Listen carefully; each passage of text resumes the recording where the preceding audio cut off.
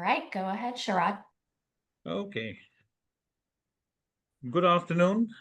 My name is Sharad Rao. I'm the Vice Chair of the Interoperability Work Group of the Human Services IT Advisory Group called HSITAG. HSITAG serves as a trusted advisor to both policy and technology officials at the federal and state level. The Interoperability Work Group focuses on identifying challenges, uh, sharing best practices, and developing thought leadership to enhance data sharing and integration across the human services landscape. So, we are at this point currently holding a series of webinars focused on different aspects of interoperability. Today's session is focused on data governance. In today's human services landscape, data is no longer just a byproduct, it's a strategic asset. Without strong governance, data becomes fragmented, underutilized, or even a liability. Data governance is a structured approach in managing an organization's data to ensure its availability, usability, integrity, security, and compliance. We have three experts with us today on data governance, and I'd like to introduce the panelists. I'd like the panelists to briefly introduce themselves, starting with Sarah. Uh, Thank you so much for having me, and it's an honor to be here with these dear colleagues and friends talking about this critical topic. As you all know, I'm cautious to call myself an expert in this particular topic, but I definitely, within my work, is something that I care deeply about. My name is Sarah DeSilvey. I am the co-founder and terminology director of Gravity Project, which is the HL7 accelerator developing data standards to address the social determinants of health. So you can see how we find ourselves very clearly in this topic on a daily basis as we develop both our terminology and technical artifacts. In addition, I currently practice rural family practice in Vermont, in northern Vermont. And long before that, led my health service area in our accountable community for health. So process understandings in the importance of collectively caring and sharing information on people as the focus of our work came long before I was a terminologist, and it's my honor to be here. Off to you, Sophia. Sophia. Hi, I'm Sophia Chang. I'm also a clinician. I'm a general internal medicine doc. But I have been much more in the healthcare interoperability space for most of my career, starting with very, very early work at the VA when we first Loink encoded all of the labs. That was in Y2K. So been in this space for a while. But I think, in the last, I've done all kinds of different things in different spaces. Most recently worked on a lot of clinical decision support using FHIR standards. But more recently, I've been working with the state of California, which is kind of, I think, the context for me participating in this panel as a consultant to the data exchange framework, where the specific task I was given was to really try to help the state think about how to share, in particular, health and social service information and data, which has been an incredibly sharp learning curve for me. And I have learned from many of the people on this call as well. They've been really generous with their time and expertise. And so I think that digging into how are we really going to unlock these kinds of data sharing efforts is really the challenge, and governance being a key part of that. And so I'm kind of looking forward to the dialogue. And then I'll pass it to Jaime. Thank you. Jaime? Hello, I'm Jaime Bland. I'm also a clinician. I support as the Chief Executive Officer, CyncHealth, which covers Nebraska and Iowa's Health Information Exchange and Prescription Drug Monitoring Program. We also began in 2020 to support social referral platforms and integration of that data into the longitudinal health record. So multi-state governance, multiple stakeholder governance across payers, providers, and government entities is work that we have been facilitating for well over a decade and approaching almost 2 decades. So happy to be here as well. Thank you, everyone. And what I'd like to do is start by asking Sarah the first question. Because I So, volunteered. I know. so, Yeah. so Sarah, what's your perspective on data governance, and why is it foundational to any successful modernization or interoperability initiative? If you can give us Yes. your thoughts on that, that would be great. I know. We in our planning sessions, we agreed that this alone could be the focus of the whole webinar.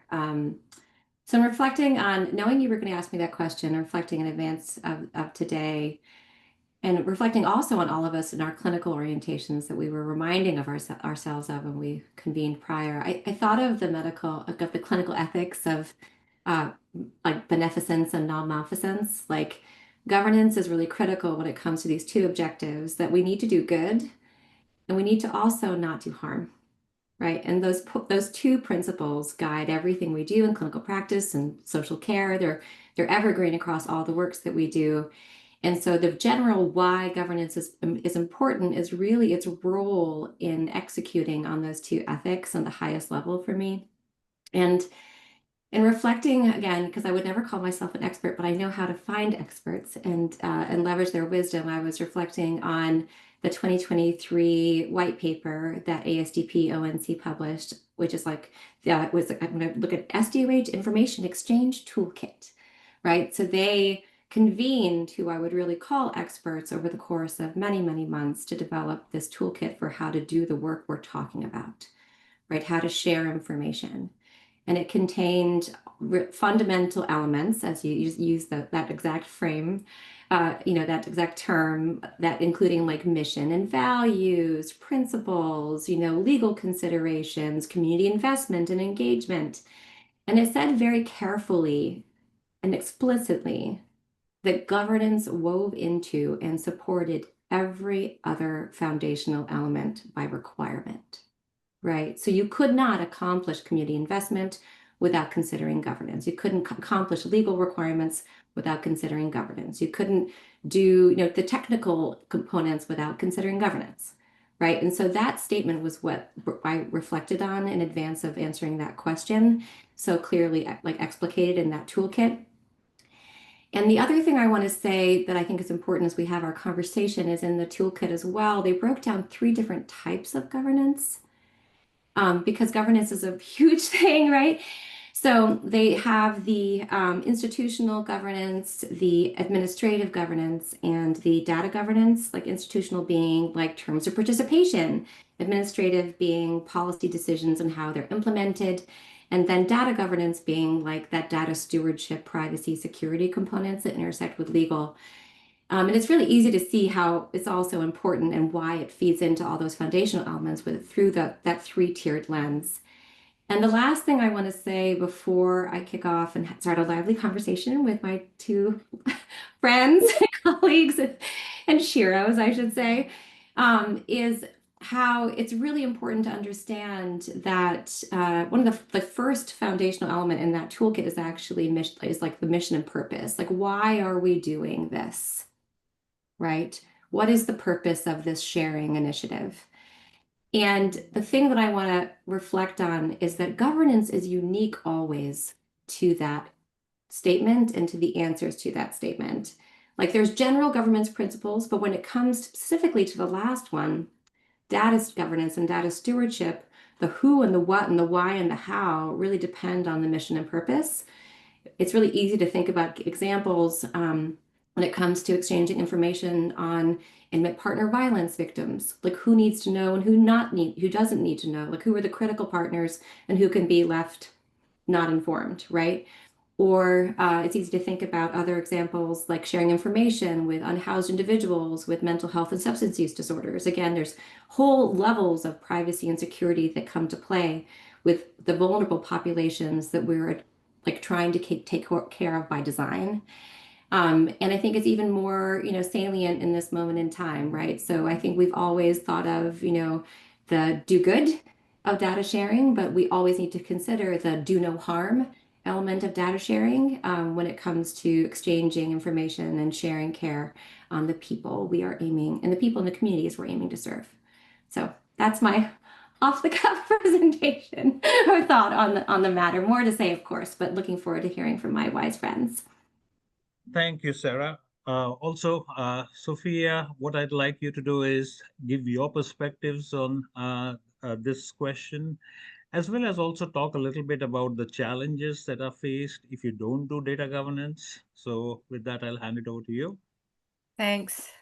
I mean, I think it's really interesting if you look at what's happening or what exists in the state of California as opposed to most of the other states across the country, where unlike other states in particular who have already established a fair amount of data governance, especially around health information sharing and data sharing, off of which they are then able to build on, such as it sounds like they've done at CyncHealth, the sharing of social and social services information. California doesn't have that. And so it's an interesting exercise right now with the data exchange framework, actually attempting to create some of that data governance, both institutional and a little bit administrative. Also in an era where we are in many ways continuing to try to move forward with more modern interoperability efforts that are consumer mediated.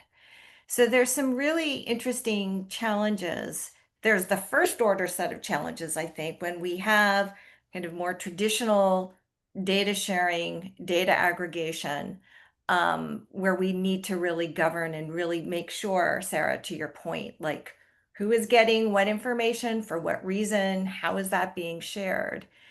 In a time where there's a whole other dynamic going on that says you with your own app, you can decide all of those things and somehow connect to these endpoints that we are still trying to define and catalog. And so the reason I raise that is I think in California in particular, there's this kind of challenge. Do we build for landlines or do we build for cellular? Mm. And I think that it is one of the things in the kind of uber institutional governance as the data exchange framework is actually, I mean, it's just internal stuff is moving from the agency to a specific department for its ongoing administrative management. I think that is kind of the big question at hand. Mm. And in that case, where does governance come from? And I think that this is, and especially during these times now, where the sensitivity, especially around privacy and security, and to the point of doing no harm, where in particular in California, we have been hit by the federal government actually taking a fair amount of, trying to access a fair amount of health information for other purposes, not health. Which has really kind of raised the question about, I mean, how much control do we really have, right? And I'm sorry, I'm kind of taking us a little bit off script, but I have been thinking about this just because I was in a whole series of other meetings earlier today where we're talking across many of the folks who are data stewards of important data sets, right? Our SNAP program, our Medi-Cal program, et cetera. And everyone wanting to support the clients that we serve and do it in a much more meaningful and lower administrative burden way. But that also potentially puts those individuals at risk. So that said, right, who ideally should have the, the big picture? I mean, ideally it should be the stewards of those data systems. Unfortunately, it means it will differ, I think, state by state. And we already see that a little bit in California because we're already highly federated across our counties. So we see counties doing things differently, just like, on a national level, we see states doing things differently. And I think that we're gonna just go through kind of a growing pain place where we're gonna have to figure this out as we do it. But to the notion of governance, the ability for us to be as transparent as possible with what are we doing, for what reason, how are we thinking about it is I think the only way that we're going to learn, not only for ourselves, but with one another as different entities are grappling with this. And so I do think that it's a challenging time, Yeah. but hopefully one that, is an opportunity. Thank you, Sophia. Jaime, do you any thoughts, any additional perspectives on data governance that you have Yeah, experience with?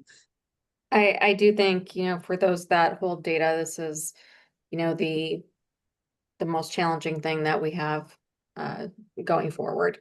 If we, rewind 15 years, we didn't really have the technology in place to manage a lot of the interoperability expectations. But now we do. And I think, to Sophia's point on, do we build for landlines or do we build for cellular? I think that's a whole transformation in front of data sharing as a whole that we need to consider. And the more granular decision making that consumers will expect on the ability to share information and what information they want shared, but also what are the roles and responsibilities of those that hold data in fragmented ways across the country, or across the geography. I when we started in the social care space, it really was an attempt to not recreate the problems that we did with electronic health records, right? How do we get ahead of the interoperability challenge, and how do we start setting data standards in place so that sharing could occur more fluidly than it does? And nevertheless, those data governance issues arise and are challenging. And it's not the tech, right? It is always the governance and the concerns and the granularity of sharing information that delays things from moving going forward. So I think for data stewards, governance will become more and more the prevalent topic, and the ways that we need tech to enable a more granular approach to sharing of information. Thank you so much, Jaime. The another point that I wanted to, another question I had, and Jaime, this is to you, would be what's needed to success, since you've done a great job in terms of the current position you are in, you're working with both Nebraska and Iowa. What's needed from your perspective to successfully operationalize a governance policy across stakeholders? If you can give us your thoughts on that. Yeah, so I think it's really contextual. In Nebraska, we had a longstanding neutral convening of hospitals, payers, and community providers that had really been meeting since 2005. So that was very advantageous for us. However, when a new policy came along with the prescription drug monitoring program, and then the community information exchange, there was a need to kind of level set on data standards and data sharing requirements. So there was a health information technology board that was put in place by the state legislature, in which it's an open meeting and we talk about the standards and expectations of sharing information if you're collecting that data within the state. I would say that that's a very mature, more complex approach to take, and is more reflective of the previous 15 years that we had been working in more of an informal but multi-stakeholder represented way. And then in Iowa, with the level of maturity that the Health Information Exchange has, and the prescription drug monitoring program being in the state, whereas the HIE is in the private sector and a public-private partnership.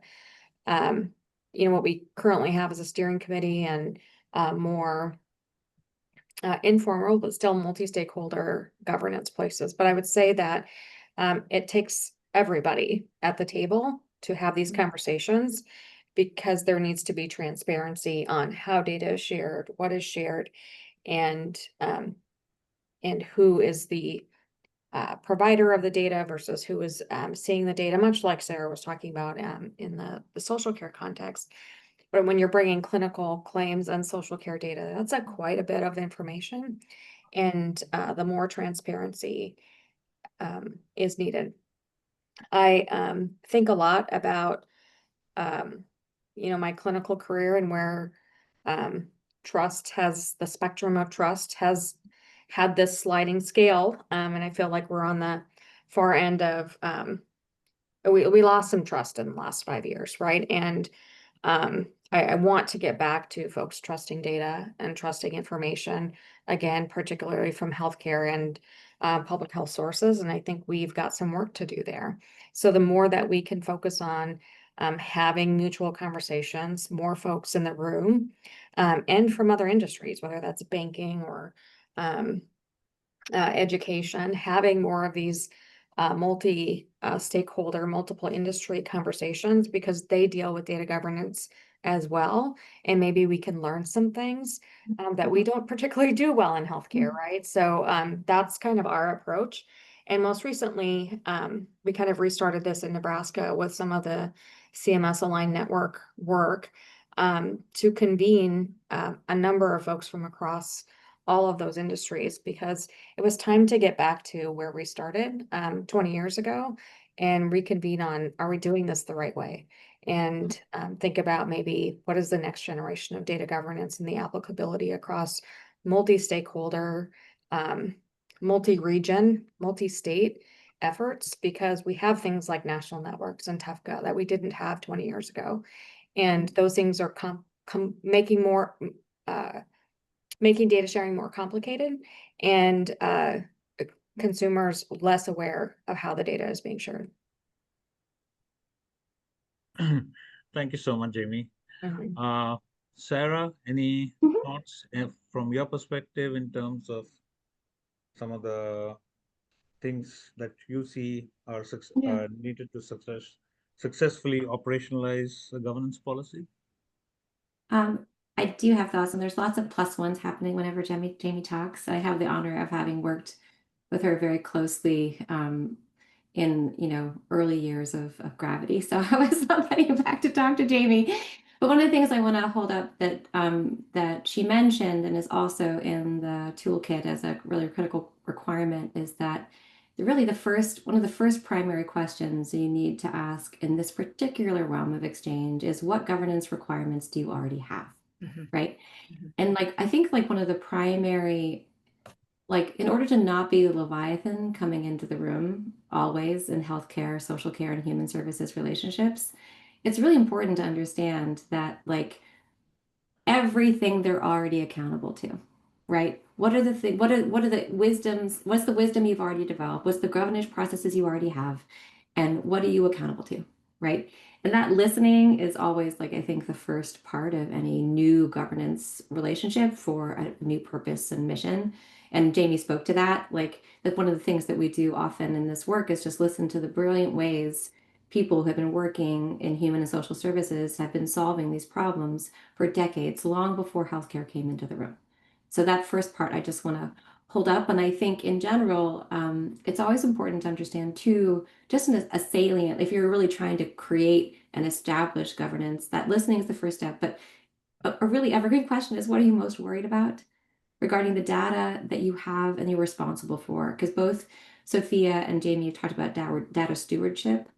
Each of the entities that you're trying to get involved in any human and social service exchange model, they have worries that they bring to the table, just as families do in clinical practice. And so centering what they're most concerned about in the design of any governance initiative and design of any relationship, I think is really important. So that would be mostly just plus one to Jaime, but also just really elevating the understanding existing governance requirements and really centering the thing that they're worried most about, the specific data that they create regarding the specific populations and the programs that they're implementing.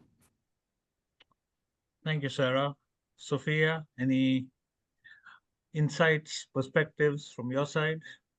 I'd call it the +1 on the positive deviance approach, right? I mean, find out who's doing it and figure out how they're doing it and why it works.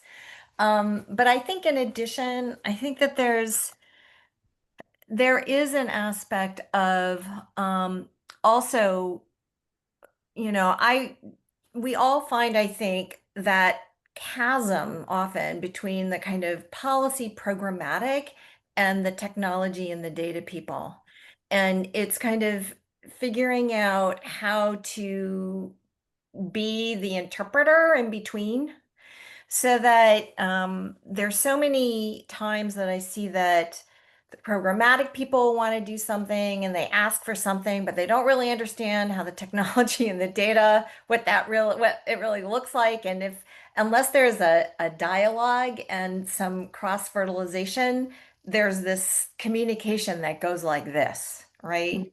That then results in a lot of unintended consequences of, oh, well, they told us we needed to do this, and so we did it. And then, and so I think it's it's not at the governance level per se, but it's really at the interpretation of like, okay, if we really mutually want to accomplish X, then what does that really look like and how do we accomplish it? And that, I think, is the beauty of the things that the CyncHealths of the world have done, et cetera, is they've been able to help interpret that in a way that data can flow. And I think a key part of that as well is not only the interpretation of what are we trying to do policy and programmatically, and how do we support it with technology, but then even when you get down to the data, like what term are you using and how do you interpret that term?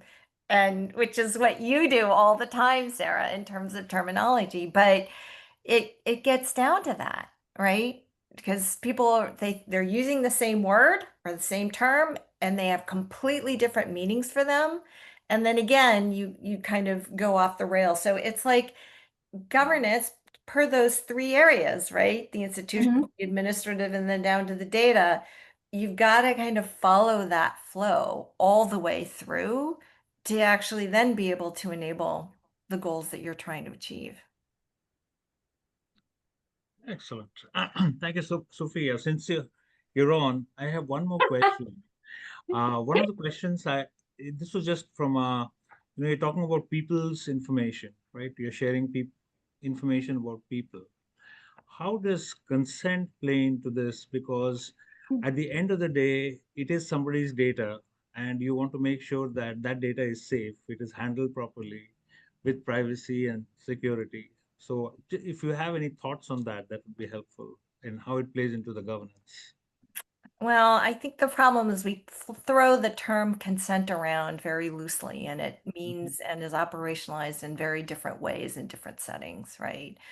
As a clinician, our first knee jerk is HIPAA consent. I don't think any of us really believe that that's truly an informed consent process. It's a form that everyone signs when they go in to their provider once a year. No one reads it or barely reads it, signs it, moves on because they're waiting to go see their clinician, right? That said, as we just did a whole series of focus groups, actually. I worked with the Beck Center at Georgetown to do some just some user findings around, in this case, it was pregnant women or women who recently had children, and about their attitudes towards the sharing of their information across Medicaid, SNAP, and WIC programs, right? And they're like, as long as I know who is sharing the data and it's helping me get access to the services, I'm fine with it. I just want to know that it's happening and to be aware of that, right? And as part of that, they're not thinking the terms opt in or opt out. They're just like, inform me, let me know that this is happening. And in particular, what I thought was fascinating is because the first line of outreach usually is text messages.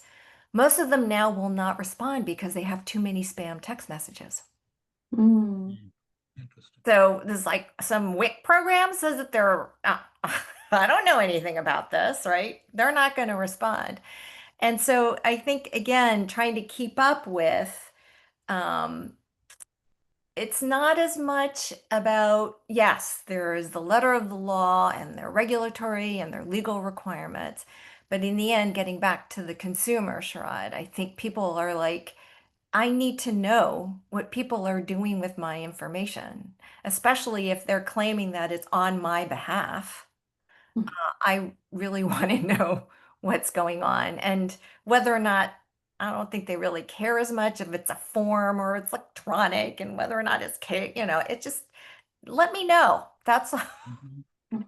and That, it's kind of up to us on the tech side to figure out how to be smarter about how we do that. mhm. Those are my thoughts. Okay, thank you.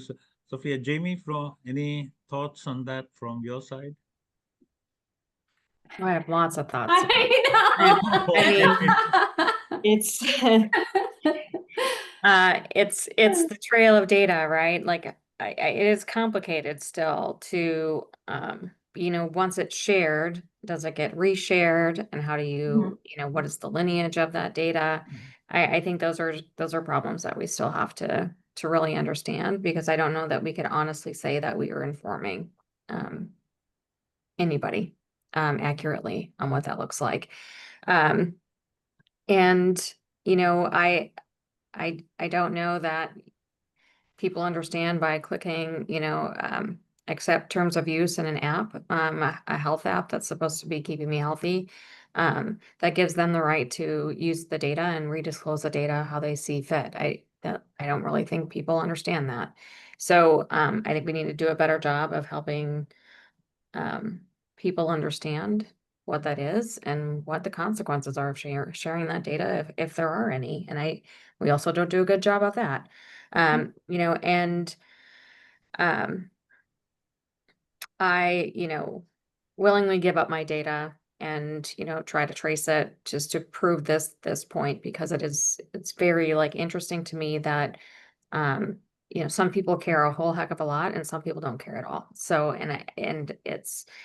but we have to come up with what's in the middle, and, provide some, understanding and sense making for individuals. So I think that's one thing that tech needs to do. Still today, I don't know that those tools are actually great, to um, really understand that. And then I think we actually have to have more transparent tools on the front end, that like I want to share all of my information, some of my information, and really tech meeting that ask, because really it's all or nothing at this point. You share it all or you share nothing. Um, Mhm. and that's not great either. It's not a great choice. So I think we have more work to do in that space. Okay, excellent. Thank you, Jamie. Sarah, anything from you? I can add a little. I do. Everyone knows that this is the one where I'm always like, gravity does not weigh in on matters of consent. And so this is when I try to get all kinds of people who are experts on the call instead of me. But I'm here. I just again just want to support what Sophia and Jamie mentioned, and I just want to anchor it in actually the topic of this conversation. This is where, governance comes into play so critically, right? So everything Jamie just said about the risks. Like one of the things I think I was in a conversation with community information exchanges recently, trying to figure out their role in governance in an era where that, the harm of sharing data outside of the community of reference, like we're all caring for the same people. We know what we're going to do, and we know we can trust that we're going to do good with that data. And Jamie, like the data that enters and we create in this community with these principles and values, we trust, but outside of these walls, we don't know, right? And so we were all talking through like methods of, educating and informing and enriching community information exchanges with governance models in response to this moment in time. And so I just want to note that this is a conversation that's happening all over the place. I want to hold up, the work on people that, Jamie was talking about. It's all or nothing. Like I think there's lots of amazing work happening regarding data segmentation and works like Shift out there really trying to investigate like how we actually can manage how much data is going into the system and maybe put guardrails around certain types of data. And I think that the interesting thing is like how, sorry, it makes me a little emotional, like that spectrum of like where we, like who is at risk and who is not, right? Like I'm a gender affirming care provider who takes care of lots of undocumented, our region takes care of lots of undocumented individuals in my FQ, right? Like, so when it comes to consent to share, what consent to share feels like now for them feels very different than it did a couple years ago. And I think anticipating and, thinking through these things in advance, like it's almost like that, healthcare quality, we have that term like high reliability, right? Like, what does it mean to like think through in the beginning from a hypervigilance perspective about what our purposes are, who needs to know, how governance can assist in supporting consent in really operational ways, really to meet the purpose of the do good, right? We want to do good with data. We want data to flow within communities to help meet personal and population health goals. So lots of things I just said there, supporting everything everyone's saying, talking about community governance models, really as a reaction to how to operationalize consent, and just kind of sitting in the, what it means to inform people and patients about what your data is being used for and where it's going, and for what purpose. So again, not an expert, holding up all kinds of smarter people than me. Thank you, Sarah. I think we are almost at time. So I wanted to leave some time for question and answers. So if anybody has any questions, please use the Q&A icon on on your screen to ask the questions. And I think we will look at it and then post it to any of the panelists. If you can do that, that would be great. And Jenny or Debbie, if the questions come up, I assume you're going to be reading it out, right? Mm-hmm. Let me just say one thing kind of in response to what Jaime and Sarah said, which is, going back to what's happening in the communities and the local communities, it goes back to that notion of trust. Yeah. Right? And especially because we have lost a fair amount of trust, it may be that we have to go back to those local communities where there's a known entity on the other end, if you will, for us to rebuild that. And then from that, think about what is, if anything needs to be shared further, what is that minimum amount? And how do we give transparency to those individuals of what is being shared for why, for what reason? And it is a little bit of a potentially a rebuild, right? We got national networks and we got all this. Now we've got to go back down, right? Think about how to make sure that that data is really being used for good. Yeah, I don't see any questions, so I'm gonna say it again and just say, because that's where you get to the most likely common mission and purpose, right? Yeah. That's part of it, is that like, it's like there's, it's all a spectrum, right? And so there's common national missions and purposes, there's state missions and purposes, there's, and then the closer you get down to the communities we live and operate within is when the manifold of the different missions and purposes we have about caring for this community, they're in kind and in keeping, right? So that's why it's an opportunity. And Jaime, of course, she operationalized that in her CyncHealth model. So just want to note again, she's the master of implementation. But again, thanks all. I think, are there any other questions? I don't. Any questions? There are no questions in the chat right now. Actually, Okay. Mary Sarah, if you want to come off mute and ask your question. Mm-hmm. Oh, sure. Thank you. Hi, I just wanted to ask you all if you could speak about, there's a lot of states right now that with HR 1 might be looking at starting new data sharing projects that are required. And where should they start with governance in order to make sure that that they're successful? Well, I think we should start with, convening, groups of people that are interested and want to tackle this problem. That's where we've always started, start with the willing.